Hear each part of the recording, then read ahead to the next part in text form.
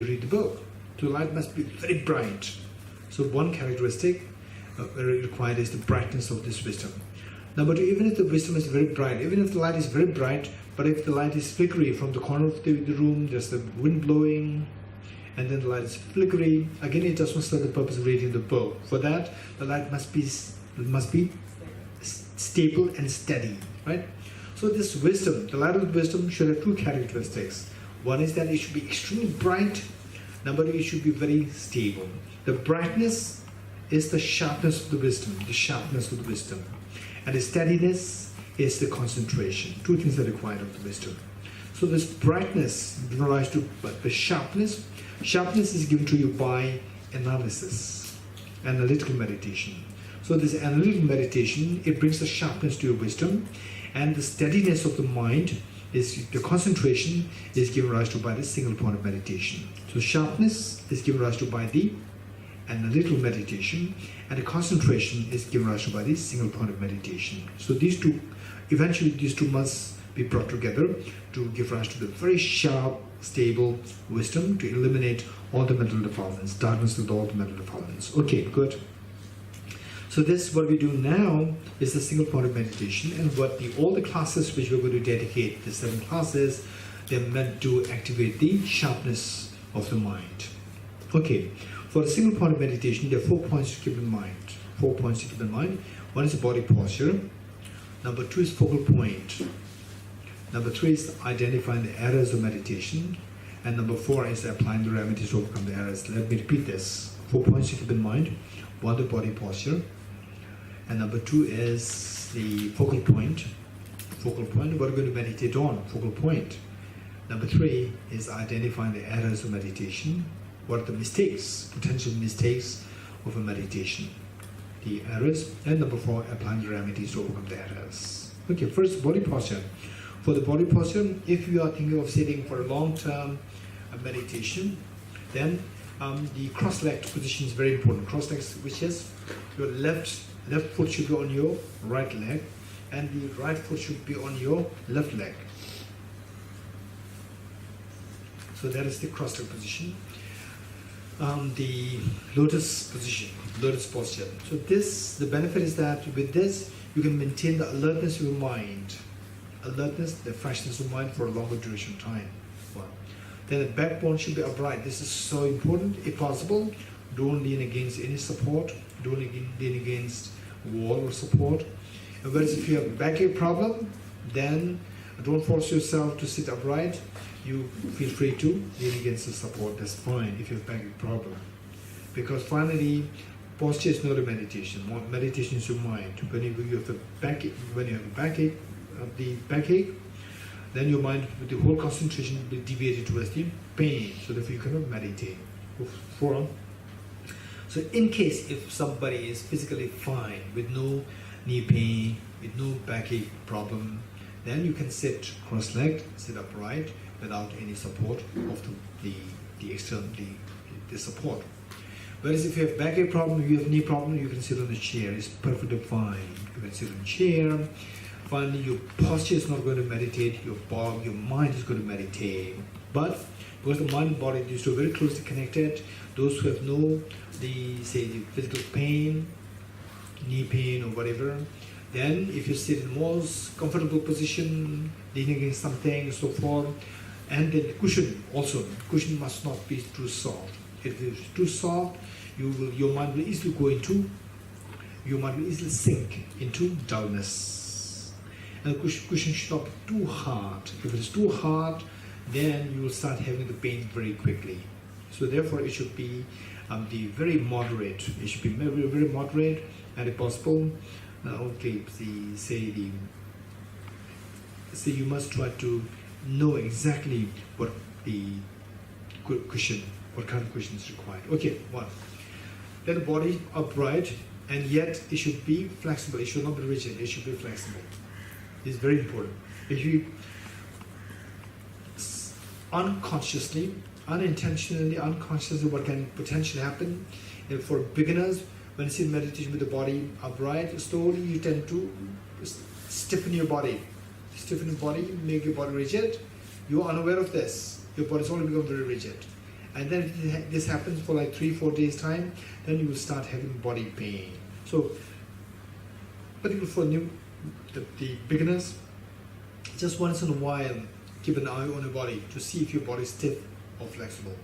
If it's flexible, it's fine. So once you are pretty sure with the flexibility of your body for the next 1 week, 2 weeks time, then you don't need to worry about it anymore. Automatically, you will have the upright body, but the flexibility is there. Okay, this is the next. You have to be tilted forward a little bit, and then your eyes not closed. Eyes not closed, particularly for single-pointed meditation, whether meditating on breath or whether meditating on the mind, observing the mind, awareness meditation. Any of these meditations, your eyes should not be closed. Eyes should be open. If you keep your eyes closed, it's very dangerous. Whereas for analytical meditation, where your mind is very actively thinking, like emptiness, bodhicitta, and so forth, then it's fine. So sometimes your concentration, the analysis may be better. If you keep your eyes open, your eyes closed, it's fine. But for single-pointed meditation, if you keep your eyes closed, it is self-damaging, right? Self-damaging is very dangerous. Okay, so eyes should be half open, 45 degrees cast down, and then ignore. And then the tip of the tongue should touch the upper palate. Tip of the tongue should touch the upper palate to avoid excessive accumulation of saliva in the mouth. And the teeth and the lips, keep them in the natural course. And breathe naturally. Don't force your breath. Don't control your breath. And the right hand on the left hand, and the two thumbs joining, forming a triangle. Right hand on the left hand, two thumbs standing, joining at the tips, forming a triangle. Place the two hands on your laps in restful state. Okay, this is your body posture. Number 2, focal point. What are we going to meditate on? So there are so many versions, there are so many kinds. So what we're going to do is a very simple one. We just focus on a tiny dot, tiny white dot, 1 mm or 2 mm in diameter. Tiny dot, white dot, between your nose and the upper lip. Okay, do you see what I'm doing? Scratch lightly, gently scratch the position between nose and upper lip. So this is where you're going to focus this tiny dot, white dot, between nose and upper lip. Okay. As you focus your mind there, multitasking. Count your breath. Breathe in, breathe out. Cycle 1. Breathe in, breathe out. Cycle 2. This is what we're going to count. And here we're going to do for 5 minutes.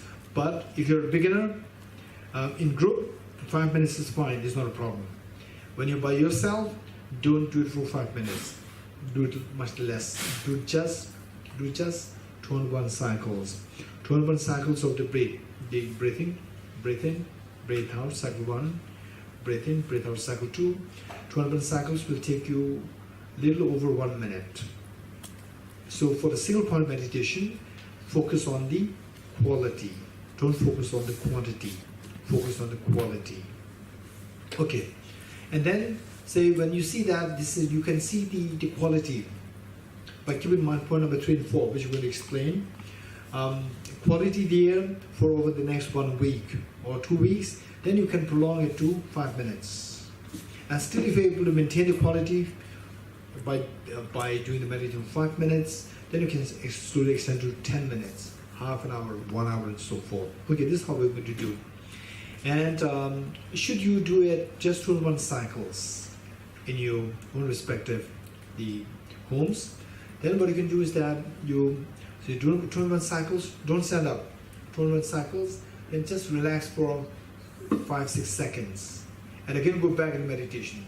21 cycles, do this set like 3 times. In the morning, 3 times in the evening. Total is going to be like 6 minutes. 6 minutes in the morning, 6 minutes in the evening. Okay, this is the focal point. Number 2, what is number 3? Remember the errors of meditation. Identifying the errors of meditation. What could be the errors of meditation? So oftentimes, people do meditation without proper instruction. They do meditation simply on their own, or they do meditation with through the YouTube, is very dangerous. Meditation is actually playing with your mind.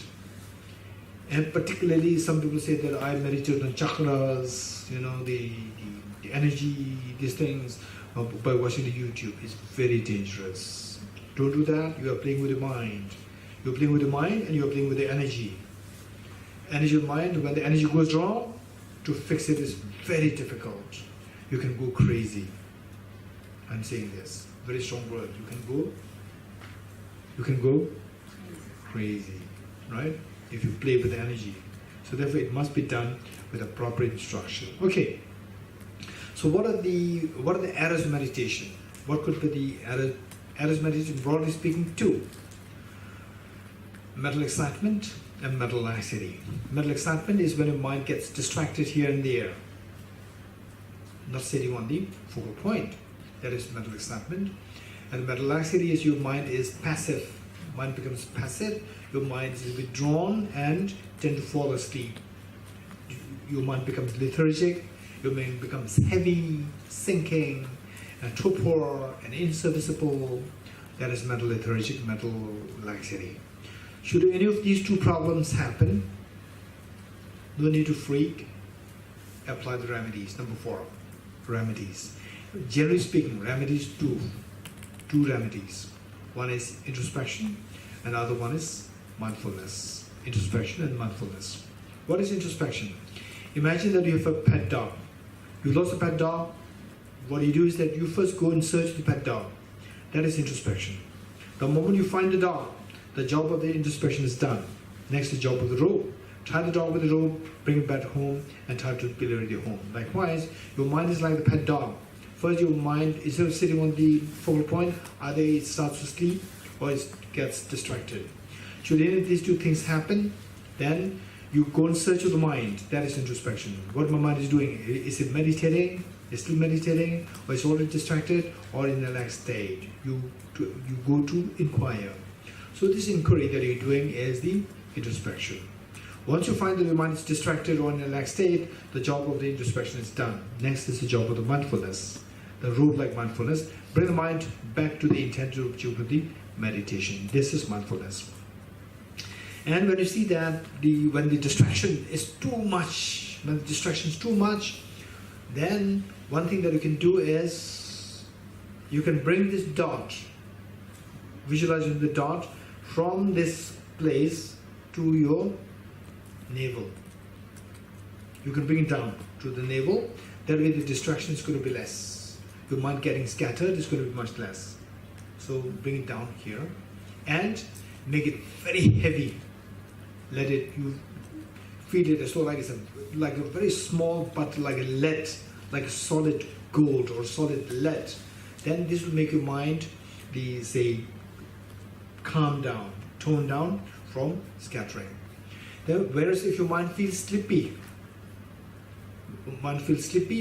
then this white dot, imagine that it is very radiant, full of light, and then still, if it is your mind is still feeling so sleepy, very radiant, and move it up to your crown. Move it out to the crown or to your mid-brow. When you do this, as the object of focus becomes higher, your mind feel uplifted. Okay, these are the things that we need to keep in mind. Ready in 5 minutes.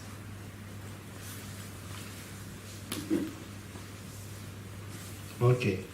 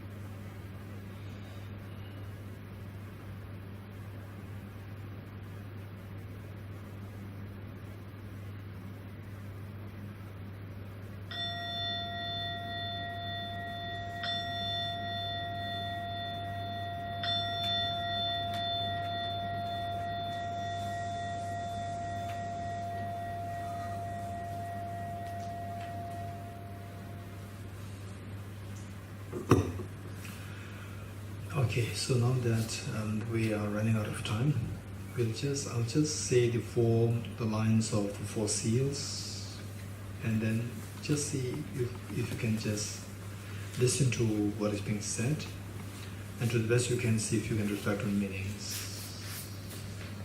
All composite things are impermanent. All contaminated things are of suffering nature. Everything is the nature of emptiness, selflessness. Transcending sorrow is absolute peace and nirvana. Okay, before we close this, we'll make a commitment, Bodhicitta commitment, which is so precious. This is, although it may be very superficial at the moment, don't worry. We have to start from the superficiality that eventually become very natural and spontaneous. That is the basis for attracting the happiness, infinite happiness for us and for all your family members, for all human sentient beings. And it is only through these steps that we can expect to eventually experience the bountiful happiness. Okay, with that in mind, with folded hands, let us wholeheartedly make this, I'll say this line of commitment of Bodhicitta, and then all of us will say this together 3 times, to the best you can, to invoke the respective experiences, to the best you can. May I become Buddha for the benefit of all my dear mother sentient beings. May I become Buddha for the benefit of all my dear mother sentient beings. May I become Buddha for the benefit of all my dear mother sentient beings. May I become Buddha for the benefit of all my dear mother sentient beings.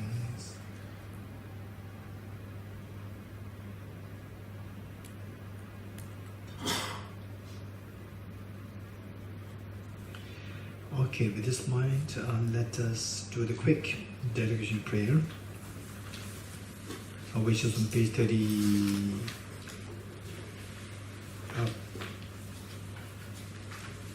page 43, sorry, page 43, quick dedication prayer. To make the virtues very powerful, the great saints, they say that 2 things to keep in mind to make virtues very powerful.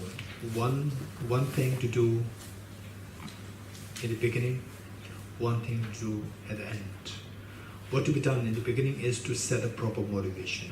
The one deed to set a proper motivation in the beginning, one deed, and to be done at the end is dedication. So with these 2 things intact, the virtue, any virtue that you do is going to be very powerful. Okay, with this mind, let's do the dedication prayer. I dedicate the merit thus gathered towards the realization of the deeds and the prayers of the Buddhas and Bodhisattvas of the 3 times, and to the upholding of the doctrine and scripture and insight. May I in all lives, through the force of this merit, never separate from the 4 wheels of the Mahana vehicle, and accomplish all the stages of the path, renunciation, bodhicitta, perfect in the 2 stages. From my 2 collections, vast the space that I've amassed from working with effort at this practice for a great length of time, may I become the chief living Buddha for all those whose minds, wisdom, eyes blinded by ignorance. Okay, when it says from my 2 collections here referring to the collection of the wisdom and the collection of the merit. So the wisdom for us to know where we are going, to give us the direction, and the merit to give us energy toward the air. These 2 things combined together will make us reach there. Okay, good. Tirtha Om Gati Gati Paragati Parasangati Bodhiswatyata Om Gati Gati Paragati Parasangati Bodhiswatyata Om Gati Gati Paragati Parasangati Bodhiswatyata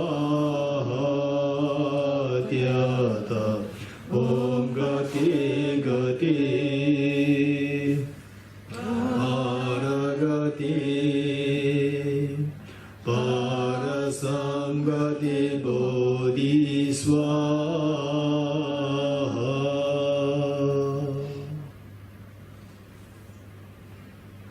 Okay, three precision together.